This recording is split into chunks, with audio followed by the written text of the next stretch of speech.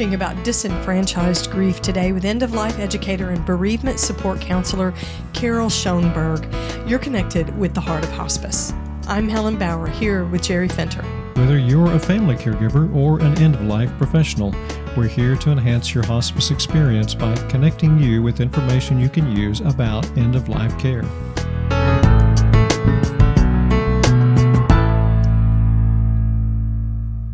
Today's episode is sponsored by our friends at GrandPad. Do you have an older family member who's isolated, or do you feel disconnected from a senior loved one who lives at a distance? The folks at GrandPad have come up with the perfect solution, an easy-to-use device that connects older adults with family and friends using video chat, email, photo sharing, and more. Visit grandpad.net for details. Carol Schoneberg is so awesome. I'm going to see how many times I can use the word awesome. I have a tendency to do that anyway. She's wonderful. Carol Schoneberg has worked in hospice for 20 years, serving as a hospice volunteer coordinator, an end-of-life educator, a bereavement services manager, and a bereavement support counselor. She holds a BA in psychology, and she's just an all-around good listener, decent person. She makes me, whenever I have a conversation with her, because she's been on the show before, I feel like I'm talking to a friend. It's a safe place to share my thoughts, which I do in this interview. Right. Well, and I do as well. And Carol does. And Carol is so warm. She is that kind of person that you sit down over a cup of coffee and just talk about life. Right. And she's able to listen well. I mean, she spent 20 years working in end-of-life care as a bereavement support counselor for many of those years. She knows what it's like to listen. She's a professional listener. And she is. But she's also got a very creative side as well. And we're thankful for what she has been able to create. And you're going to really like this conversation. So we're talking with her about disenfranchised grief. Now, you may say, Big. Yeah, what in the world is disenfranchised grief? That doesn't compute in your head. Well, she's going to define what disenfranchised grief is, and what you may discover is that, I've got some of that as well. And we're going to talk about it, and she's going to tell you some things that you can do if you have disenfranchised grief as, part of your grief experience. So here's our discussion, our conversation with our friend and our colleague, Carol Schoneberg.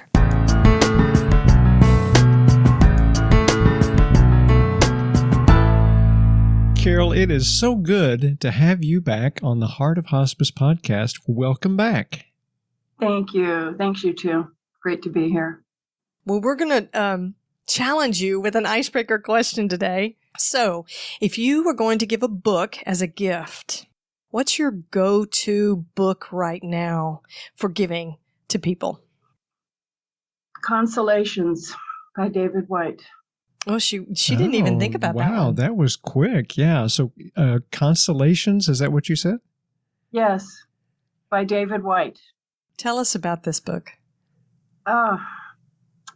Well, people that I love have received it probably over the last 5 years when there's an opportunity where it's the right one to give it to them. And what he does, are you familiar with David White and his writing? I don't think so. He's a poet. And so he takes something like maybe 30 words, single words. And each word has maybe 1, 2, maybe at the most 3 pages.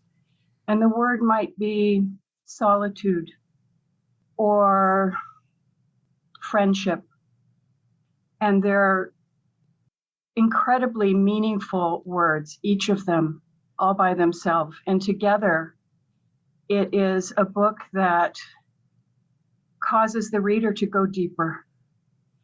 You cannot read it without finding gratitude and where it rings true in your life.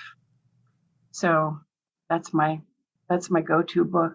Sounds like something we need to look at. Really? Yeah, it sounds very interesting. We're going to have to get acquainted with David White for sure. Oh, yes. To me, David White's right up there with John O'Donohue, how much I love John O'Donohue. And they're part of my go-to people when I need grounding and support. Nice. Very good. And Very don't good. My children all have it, That means a lot there. Sounds like something we could all use these days. That's the truth. So, Carol, we're talking with you about disenfranchised grief. And this is a very interesting subject because let's do this first of all. Explain to us what disenfranchised grief is, because there may be some listening who don't understand what that concept is. Essentially, it's grief that anyone can feel and experience, losses that aren't socially sanctioned, that they're not openly acknowledged, they aren't publicly mourned.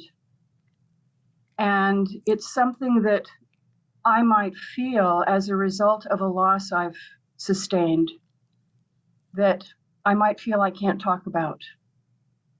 Or I might feel that if I mention it to someone, it gets absolutely dismissed and overlooked. It's often not considered legitimate. It's not a legitimate loss. How could you possibly have grief around that? And then with disenfranchised grief, the grief I feel might not look like what people expect it to look like. And so in that way, it makes it a very lonely grief. Grief is lonely all by itself. But when it's disenfranchised, it's even more isolating and more lonely.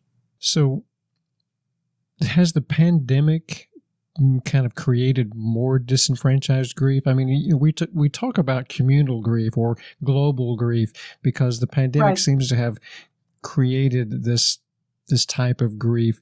So what have been the effects of the pandemic on all of us as human grievers? We've had the obvious losses of the pandemic if a person has lost a loved one to COVID. But we have all universally, every single one of us, had losses that we never experienced before. Whether it was the loss of a lifestyle, the loss of being able to be with other people, the loss of a job, the loss of living situation, the loss of society connections, the loss of touch, all of those things that were, especially in that first year of the pandemic prior to when we started getting the vaccine and people started going out a bit more, all those losses that if we spoke about them, for some, we diminished our grief ourselves. I didn't allow myself to say, I am heartbroken, because I thought about all the people who lost a person, who lost a central person in their life. And so as disenfranchised grievers, we can easily feel, I don't have a right to that. And if I'm not doing it to myself, others are doing it, who are saying, well, how could you allow yourself to feel grief over that? Look at Mary down the street. Look what she's lost. And so it becomes kind of a competition sometimes. And just that disenfranchised grief is there every time. I haven't lost an immediate family member. Somebody might be judging. There's so much judgment and who we're allowed to grieve, who we're not allowed to grieve. If my mother died, that's one type of grief that's going to be acknowledged. If it was a lover who died and I'm married, that's not going to be a grief that's acknowledged or that I can talk about. When you mention collective grief, there's nobody on the planet that hasn't experienced enormous losses because of the pandemic. Right. Early in the pandemic, we heard about all the numbers of people who were dying. And at least personally, I had not experienced the loss of anyone in my immediate family due to COVID.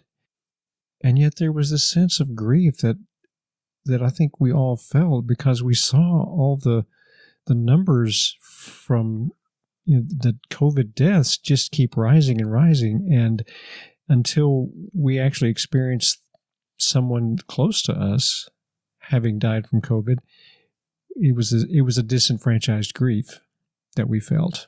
Absolutely. Helen and I have talked about this, that anymore you talk about someone who had died and you say, well, did they die from COVID? Yeah, well, no, they didn't die from COVID. The first question. Yeah, they didn't die from COVID, but they had a heart attack. Oh, well, they didn't die from COVID. Yeah, somehow it seems less. Mm-hmm. Absolutely. It's like when we learned at the beginning of AIDS. Right.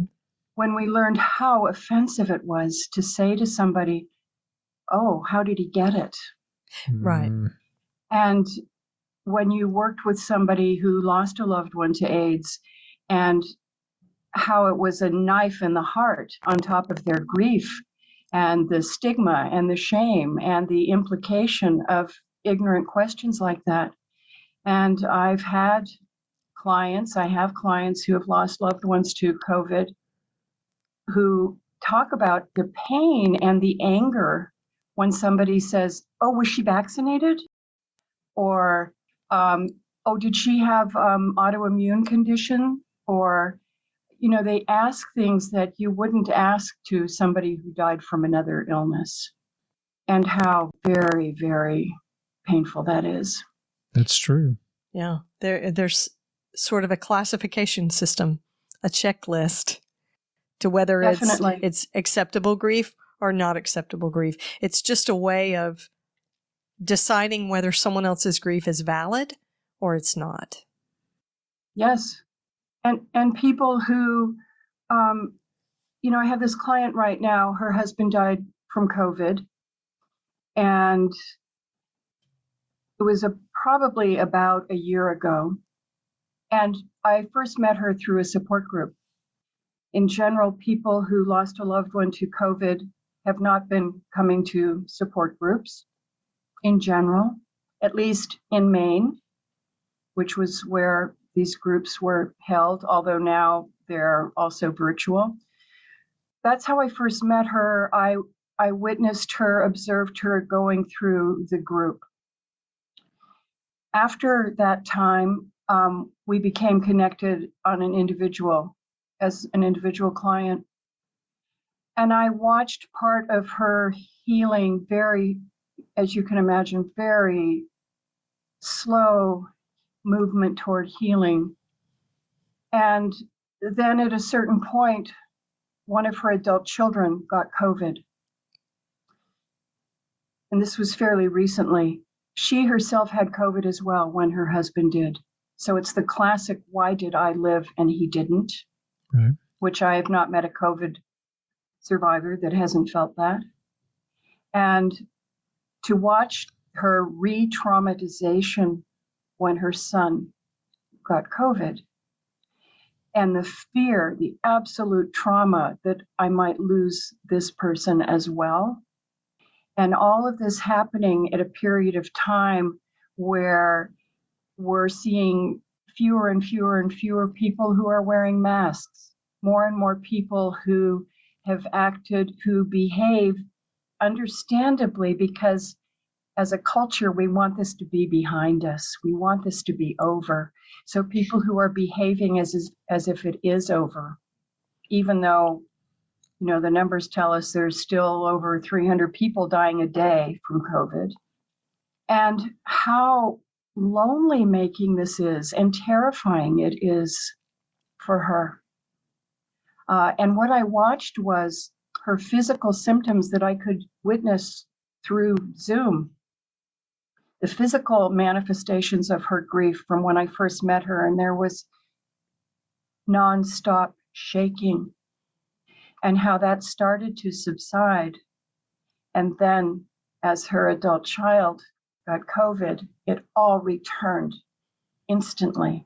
And that reminder that anyone who's deeply grieved knows that grief is in our bodies and those triggers that are there. And when your person died from an illness that the whole world is experiencing and witnessing and trying to move away from and trying to forget, that sense of isolation and shame and stigma, yes, that many feel is so apparent.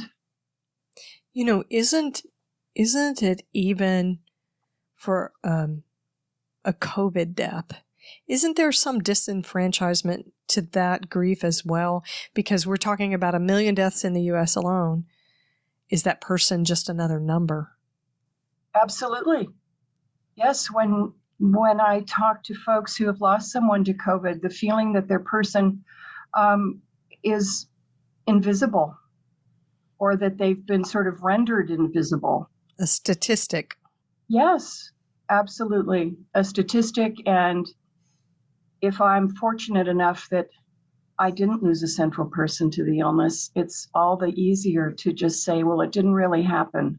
Or people feeling that they're forgotten. The fact that I think our country has tried, especially initially, to memorialize and honor the losses. And yet we see what happens always, human nature. We get farther and farther away from that. Maybe someday there will be a COVID memorial in Washington, D.C. or in places throughout the country. But there's not now. And, there aren't enough ways that we can continue to honor, especially when we live in a culture that doesn't make a place for grief. Oh, that's true. If we had rituals, I believe it would be somewhat different. But we really don't. So not only do we, for many people, want to not move towards our grief at all or deny it when we have grief, but as a culture, we are doing that and leaving people feeling that much more alone and isolated. So we've talked some about the situations that could cause disenfranchised grief. One of the things that you mentioned earlier was that there are certain relationships that also create disenfranchised grief. So if you're a spouse, a son, or a daughter, then your grief is acceptable because this person was a very close relationship with you. But what if you're an ex-spouse? Are you allowed to grieve the death of your ex-spouse? Some people would say no. Why would you want to grieve for that person? Or even if the relationship itself wasn't all that great, there's some estrangement maybe between a parent and a child, and everybody knows that there's the estrangement there. And then the parent dies, and everybody's like, well, why are you grieving that person? He treated you terrible. Tell us more about how this can be a problem. Well, it's a huge problem. And if anybody out there listening has ever had that experience, you know exactly what it feels like and how it's not understood. And it's especially painful because it's often not understood by the people closest to us. So if we're lucky, we have a friend or a family member who understands something about grief, who is not judgmental, who is just there to listen to you say, whoever it is if you're grieving somebody who was an abuser, if you're grieving someone who abandoned you, if you're grieving that ex-spouse, whoever it is, you have a right to have that grief. And what I find is always when that person dies, the griever is surprised. They're caught off guard. It might be typically somebody who says, I don't know what's the matter with me. I feel I want to jump out of my skin. I feel an overriding sadness, but it can't be because this person died, but I do. And then typically we start to discover that it's so much of our grief is for what we never had. And that's often a piece of disenfranchised grief. I'm grieving the father I never had. I'm grieving the ex-mate who we didn't make it together. And whatever the loss is, there was a loss before the death occurred. So if you have a best friend or somebody who says to you, just like you kind of said there, Jerry, well, I thought you'd be happy when he died. You know, the guy was an asshole. He abused you. He abandoned you. And then I feel even more lonely because my person didn't really understand that it's not as simple as that, that these relationships are complicated. And yes, I'm not grieving that same way that when somebody who I dearly loved and was deeply connected to, and when they die, I'm left with an incredible longing and aching for them. I feel their absence so painfully. That's not the same in a certain losses. Right. You know, that's interesting. It makes me think of family dynamics, especially among siblings. You know, you can have 3 siblings all experiencing the same parents, and yet their perception of that parenting and that relationship is very different. And then they're all going to grieve individually. And I think that can be isolating as well. You know, one sibling especially close saw mom at her best, and then another sibling, the middle child, you know, maybe not quite as attached, and then the younger child very much less attached because mom's relationships and life circumstances had changed and parenting style may have had to change. And so each of those siblings is going to grieve and mourn in their own ways. But is there some, for lack of a better word, some peer pressure? You know, my grief should look like this because this is my mom, and my sibling's grief looks like this, so mine is wrong, or I'm not in the same place. I'm not in the right place with it. I had a friend, interestingly enough, was telling me this week about her mother's death. Her mother died very suddenly, and she happened to be at the daughter's home.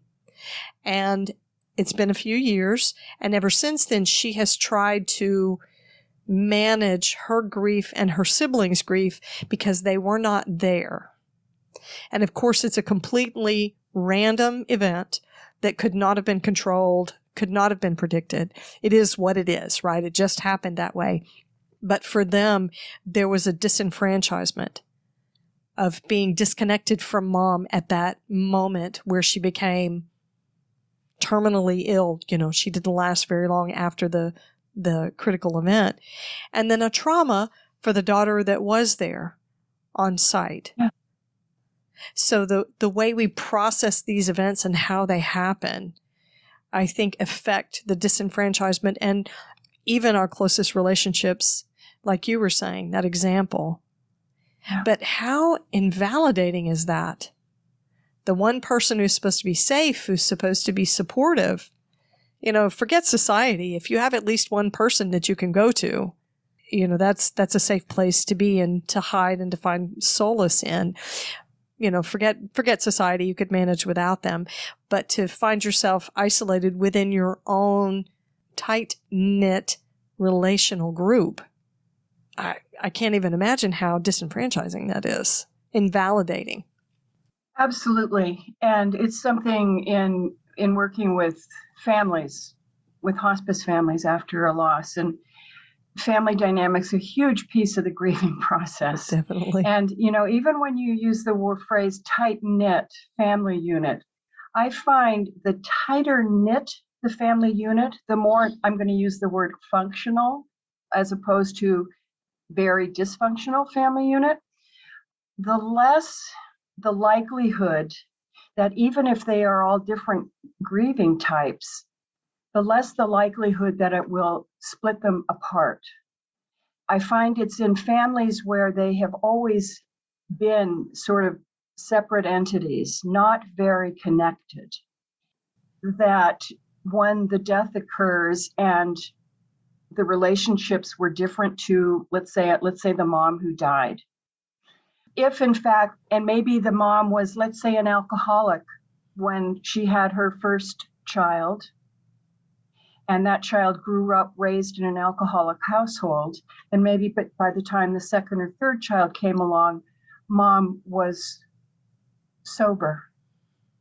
And so their childhood experiences are vastly different. Their grief is going to be vastly different. But in some families, they can come together around it more, but they're going to behave as they have behaved primarily throughout their lives. Over the years, I've developed, I've saved everything I've ever found about grief and end of life and things that I find meaningful that I think might help a client or a family. And one of my favorite pieces is about different mourning styles within families. And, that really talks about instrumental mourners, intuitive mourners, and dissonant mourners. If you break it into those sort of three categories. And what I have found that something as simple as that, when I can share that with a client, often it's a surviving parent who is devastated by what he or she sees happening among their adult children. And even that little piece of education about here is what different mourners look like, and they can all be within the same family, and none of it is right or wrong. And you can know that your son is definitely grieving, even if he doesn't look like it on the outside. And I also have found that if a family is willing to have just one visit sometimes where they meet together, and this is an exceptional family that's willing to do this, I generally would say, that one session where they're hearing an outside person talk about this, I can see the light bulbs go off, and they go, oh. And if I get to talk to them later, they talk about how they were able to stop being so judgmental about their family members who had a different relationship to the one who died, who are different human beings, and let them grieve the way they grieve. They may go from feeling very disenfranchised in their grief to feeling some freedom. I can be who I am. I can feel what I feel. I don't have to look at my sister over there and think what's wrong with her or what's wrong with me. I can know this is normal. It makes me think of the love languages. Yes. So everybody maybe has a grief language. What's your grief language? Yes, exactly. We do. We have our own grief language. What a neat concept to think about it that way. Yes. And it brings people together if they can get that little concept. Wow. The team at GrandPad has created a great device to help families stay connected despite distance and lockdowns. The GrandPad utilizes a simple format that allows seniors to easily access technology. Internet access, video chat, and email, along with games and music, are just a few of the features the GrandPad offers. GrandPad comes with 4G LTE cellular service already included, so there's no need for Wi-Fi. Users can create a private family network that allows for secure photo and video sharing. At the core of the GrandPad team are the Grand Advisors, a group of seniors that continually inspire, test, and guide the development of GrandPad. The company has built a platform that empowers seniors of all ages and technological skills to safely connect with family, friends, and caregivers. No spam, no robocalls, only connections with those you trust, family, friends, and caregivers. The GrandPad team strives to create a world where no seniors are lonely or isolated. Using innovation and current communication tools, they keep older adults connected to their younger family members. To purchase a GrandPad subscription for your loved one, visit grandpad.net. Or to purchase multiple devices for your business or facility, visit grandpad.biz. Now on to today's episode. Carol, I want to turn this around just a little bit and talk about disenfranchised grief for another group of people. So what about the end-of-life professionals? We often, those of us who work in hospice and end-of-life care, find ourselves grieving the loss of patients. And that's often seen as a disenfranchised grief also. Mm-hmm. Because this is not our family member. This patient who just died, this person who just died, that's not our family member. Why are we grieving over this person? And yet, very often, we do experience grief. Not to the degree, perhaps, that the family does, but the grief is there. And, sometimes it's worse depending on the death. It's worse depending on the degree of that relationship even. So how would you describe that disenfranchised grief of the end-of-life professional? Well, I think long before the pandemic, certainly, this has existed. And for many people who work in end-of-life, whether they work in hospice or, critical care setting in a hospital, funeral directors, EMTs, whoever it might be that come in daily contact with death, there are always going to be folks who maybe can go along working for weeks or months on end, and they are not taking home a loss with them, taking home a grief with them. But then they encounter a situation that one is never expecting, but there it is. And boy, that loss is touching me more than all the others might have for a long period of time. And there's often an assumption, two assumptions by the general public. One is it must be awful, depressing, horrible work, and why would anyone want to do it? You must be sad all the time. Right. Or you must be hard and cold and able to just distance yourself, and you must have that old school professional whatever, and that's what you need to have to do the work. And there are people within the field who, obviously, those who struggle less in this area and those who struggle more. I think the first thing is we need to feel that we have colleagues who are compassionate and understand and aren't judging us as clinicians and what we should or shouldn't feel about the work we do. But it is, for some, and especially since the pandemic, our frontline workers, the amount of death that they have seen, the amount of such concentrated pieces of time where the feeling of helplessness. If a healthcare worker approaches their work with a sense of, I'm a rescuer, I have to fix and save every person I work with, that's going to be a very challenging factor in their work, in their daily life. And to be able to recognize when I'm struggling with this grief, I need to be able to reach out to others. I need to feel that it's safe to do that, to say, hey, I'm struggling, I'm feeling this loss. Or I know that Mary in room 25 was not my mother, but I am really struggling with her death. And part of it is that she reminds me of my mother, that I wasn't able to be there for when she died. Mm-hmm. And so it's really hitting me today. That's normal part of the work prior to the pandemic. And when I think of all those people involved in frontline workers, and it's mind-boggling and heartbreaking.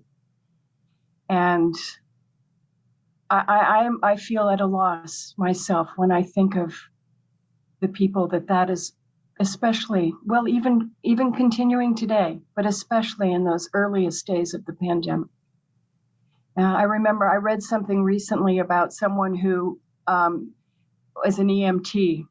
And he was saying that in the last 2 years, he has experienced more death, more delivering bad news than he has in the first 10 years together of his work life.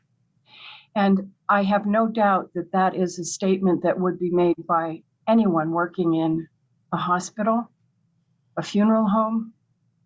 You know, with hospice, it's not the same because hospice is an anticipated death. So we have seen very few COVID deaths. And another reason why people who lose a loved one to COVID often don't have the same grief support as those that have a hospice death, where bereavement is a built-in part of the services that are offered. And I know when I said earlier, Helen, it looked like maybe you were a little surprised, I don't know, that I haven't seen many COVID survivors in our support groups. Yeah. I know that's part of why it is. You know, there's the shock and stigma of even reaching out for it, for that help. And because it's not something that's offered, hey, we'd like to support you in your grief. So, you know, that getting back to healthcare workers, I think part of it is each healthcare worker has to find themselves in a place where they feel responsible. I have to be responsible for my own self-care. I have to know how and when to reach out for support. And giving ourselves permission to feel our grief. And to know that when I am especially overwhelmed in doing the work, often it's because it's running parallel with something in my personal life, my personal loss history that's there. And yes, if I am struggling with something and then my work is more and more loss, I need to be able to know what I need.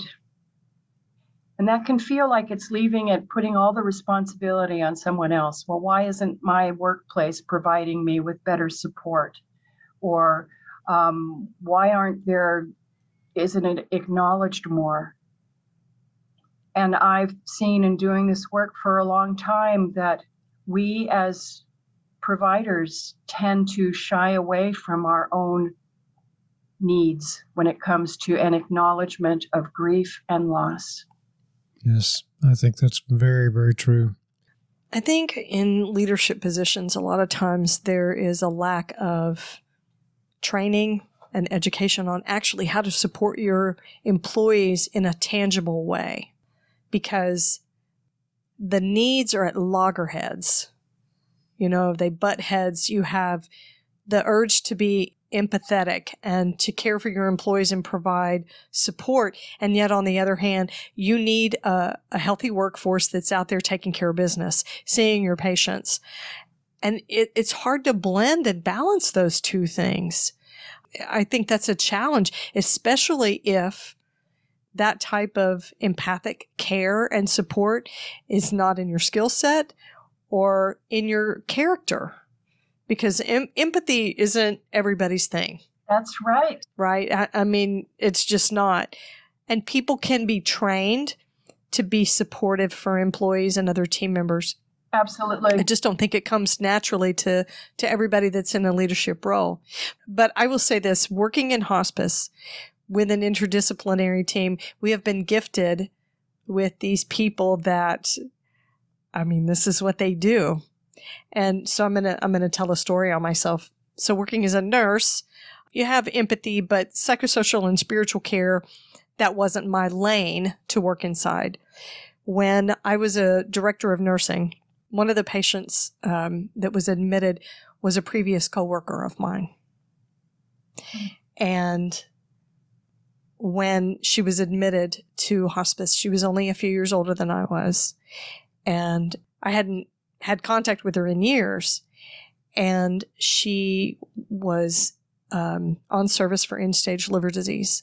And I went out to see her. And we had a chance to reminisce. We talked about the patients we used to see and who our problem children were and the funny things that our coworkers did. And I really enjoyed her as a coworker. She was just a fun person. I loved her. And she'd had a very difficult adult life with a son who had committed suicide. And she was an alcoholic.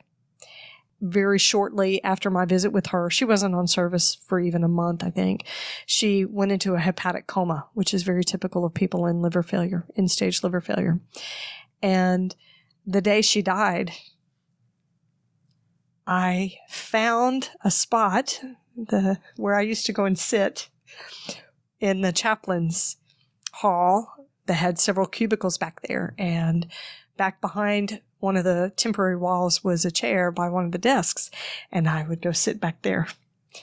And I cried. I sat there and cried. And I would go back there because I knew that they would not really question or try to intervene, hand me a Kleenex, and just provide me with an area where I could sit. And as the director, it was difficult being in a leadership position for me to have my own moment of grieving over somebody who was dear to me. But I could go back there, and the chaplains were very accepting of that expression of grief. And then I could just pick myself right back up and go back out to what I needed to do. The fact that these coworkers of mine, these colleagues, were so accepting of my behavior in the middle of my day job, allowing me to go in there and grieve. Yeah. Such an extraordinary group of spiritual care professionals that I worked with. And man, is there another industry where you get to do that? I kind of doubt it, and I love that story. I can well imagine that, have, similar experiences, witness similar experiences. You used a word earlier, balance, and the challenges often of management of, if we're lucky, I believe we have leadership that isn't afraid of grief, that isn't afraid, even though they're in a position that they may have been raised to think, I have to behave a certain way. We are so lucky if they allow us to see their vulnerability, their humanness, their tears, their sadness. Those are the role models I want in my work life. Yes. We are so lucky if somebody can allow themselves to be that vulnerable. We should all be that vulnerable. I agree.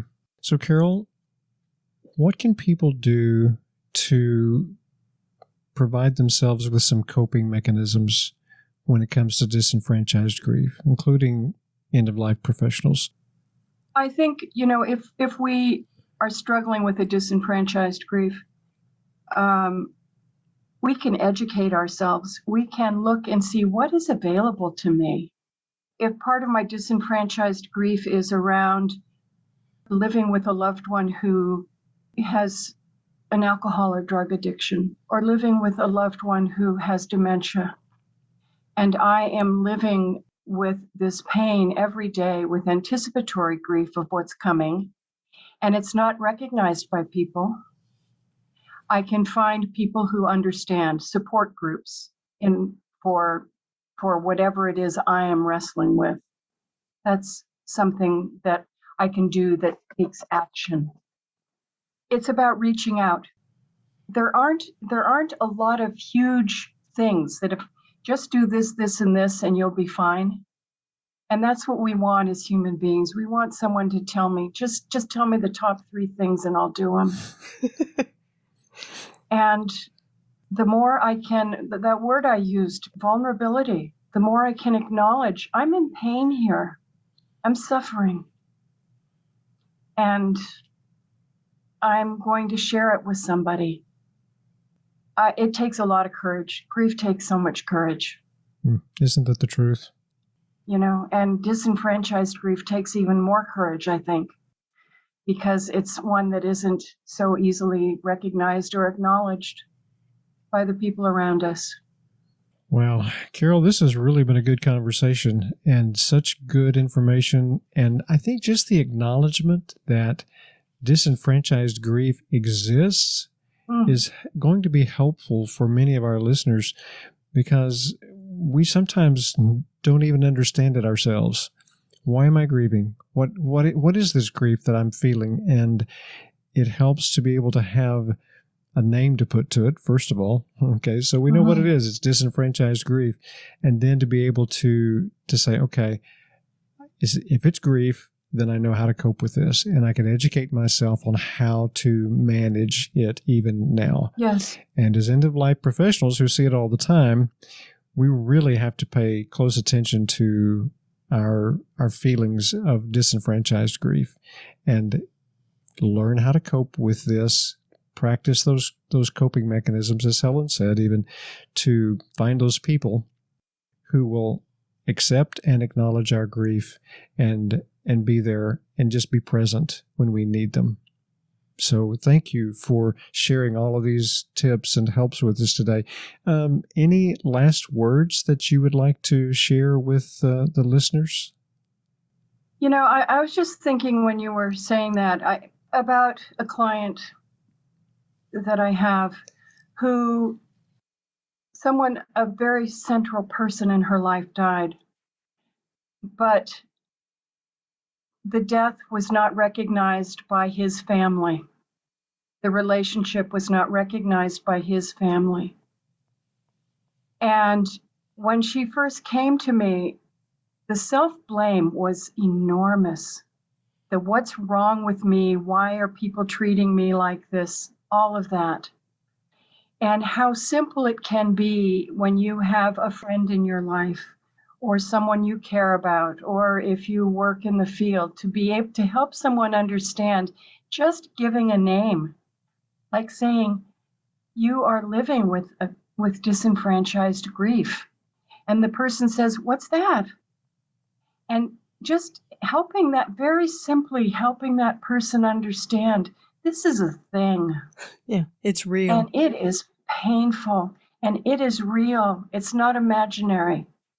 And to watch how that starts to lighten somebody's grief. Certainly it's not taking it away, but it helps them be able to shift something to move forward. And what a wonderful thing that is. Wonderful words of wisdom to close out our interview. Carol Schoneberg, you are a blessing to us and to our listeners today. We're so glad to have you on the show again. Thank you.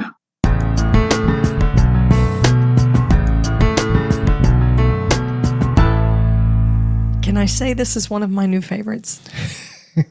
Do you say that every time? Yes, I do say it every time. Yes. Smarty pants. But she's wonderful. She is wonderful, non-judgmental, experienced, warm, open-minded, and just this incredible source of information. We learned from her. I'm a little embarrassed to say that I would still learn. Well, no, I guess I shouldn't be. It's good to learn from your colleagues and listen to them. I grow from the value that she brings to her conversations with us every time. And she's got such great insights. And I'm grateful for what she told us about disenfranchised grief. She has an understanding of that because she has worked with hundreds of people, and many of them who have this disenfranchised grief aspect to their lives right now. And I think because of this, shall we call it global grief that we're experiencing, there's a lot of us who have disenfranchised grief. I do. Oh, I think so. I think we all do. And I think when you look at, when an individual looks at their life, looks at a life, I think it's easy to look back. There's so many life events that create disenfranchised grief. So here's a rather dramatic example. Princess Diana, when she was killed, there were millions of people around the world who lined up to sign condolence books for a woman they had never met, had never had a single conversation with, never even seen in person. And yet they felt the impact of that loss. Right, because she was such a well-known individual and well-respected individual. Right. And of course, well known through the media. But don't a lot of these events like this that affect us as far as disenfranchised grief, don't most of them come through the media for us? 9/11. I don't live in New York City. I didn't know anybody that lost a life on 9/11. And yet, disenfranchised grief over that. And I think for a lot of us in Texas, it's that way. We just experienced last week a horrific mass shooting, a massacre at a school in one of our towns in Uvalde. And if you're a parent, if you're the parent of a school teacher, which I am, if you are a grandparent, if you care about humanity, you're going to have disenfranchised grief. And there are a lot of people that are feeling that from these events and from the event in Uvalde. Sure. I think that's just another form of disenfranchised grief. Right. You talked about 9/11 and how you didn't have anyone that you knew that was involved with that. You didn't lose anyone, in your family in that event. Right. And yet you did go to New York City and you went to the memorial there for 9/11. I did. How did it make you feel? You grieved, didn't you? Oh my gosh. In fact, yeah, that just brought tears just thinking about at it. this very moment, you have tears in your eyes just thinking about it. So this is a perfect example of disenfranchised grief. Why would you want to cry over that? Because it's the loss of life that's there. There's a reason for it. So this is the way I would look at it. It's a connection. So for me, walking through the 9/11 memorial, I walked with my older daughter, who is a firefighter. Yes. And they have a whole section that is nothing but artifacts from the fire departments. And they had a horrific loss of life inside the brotherhood of the fire department in New York City. But I don't think you have to have a personal connection. I think that there's a human connection that creates disenfranchised grief. I don't have to know you to acknowledge your suffering and to grieve over the fact that you are suffering. Right. Our thanks to Carol for really bringing all of this to us and describing it to us and helping us to understand it. As hospice and end-of-life care professionals, we're going to come across these people who are suffering from disenfranchised grief. And it might be us. It is us. I think Absolutely. it is. Yeah. So who's more disenfranchised than healthcare workers who are supposed to watch every day people suffering, their grief, their loss of identity and security and health, and then the loss of a loved one. Right. And then we're just supposed to walk away from that and not go be to affected by it? No, and go to the next one. Yeah, it doesn't happen. It That's just right. can't happen And that way. It's not just hospice and end-of-life workers. ICU, emergency, first responders, funeral home professionals. If you work in any of those industries or you have someone close to you who's in any of those industries, they are dealing with disenfranchised grief. Absolutely. It's isolating because I think it can take 1,000 different forms based on what you do for a living. Yes. I think it's highly, highly individualized is what I would say about disenfranchised grief. Right. So our thanks to Carol for being our expert on this subject and for sharing this with us. She did a marvelous job, and we're very grateful to her for sharing this information. If you have been helped by this podcast, we hope that you will take action, share this with a friend so that they can get the benefit of Carol's wisdom and insights as well. Thanks for listening to The Heart of Hospice. I'm Helen Bauer here with Jerry Finter. Because we know your hospice journey is 24/7, you can always find us at theheartofhospice.com. Subscribe to the podcast wherever you're listening, and please take a minute to leave a rating or a review on Apple Podcasts. You can connect with us by just sending us an email to host@theheartofhospice.com. You can also find us on any of the social media platforms. And remember, no matter who you are or where you are in your hospice journey, you are the heart of hospice.